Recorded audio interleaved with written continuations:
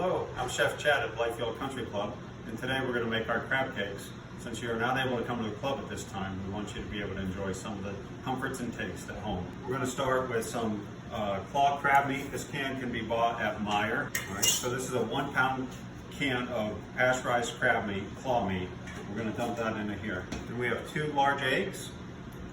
I'm going to do a half a cup of mayonnaise, 1 red bell pepper diced very small, and it's important that it's small, and I'll tell you why later.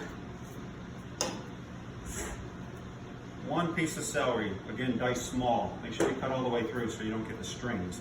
You want to make sure that it's not like a necklace. A tablespoon of garlic.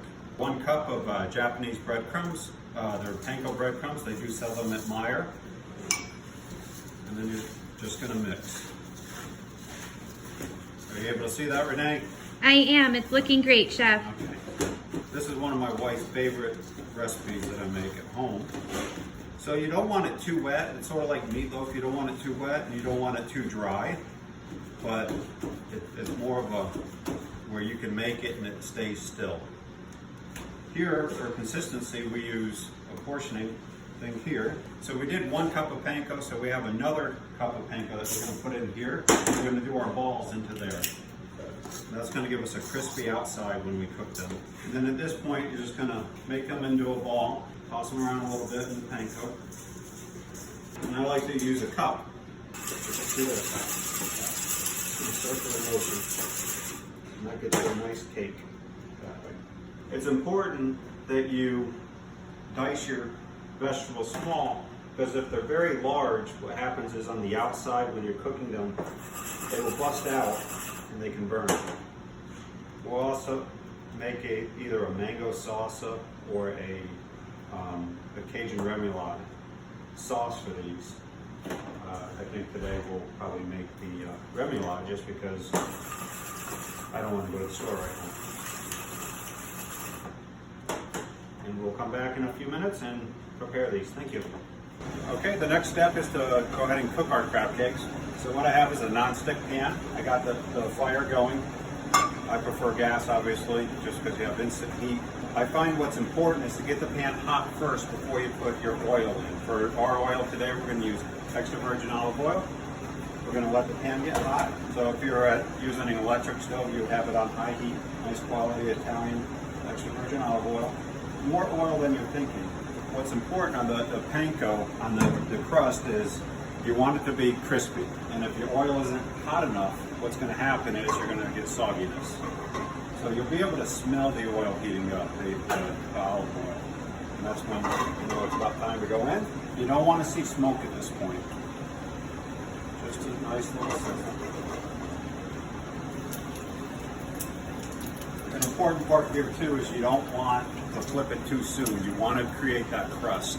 It's like when you're grilling a hamburger and on the grill, when you're putting the spatula under there, if you flip it too soon, it won't hold together.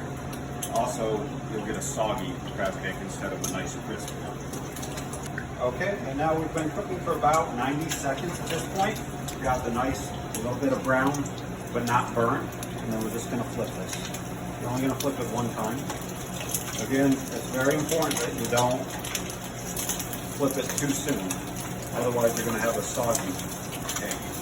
You can see the celery that we diced up, and that's on the edge. That's why you want it small. If that piece was large, it would be sticking out and possibly burn.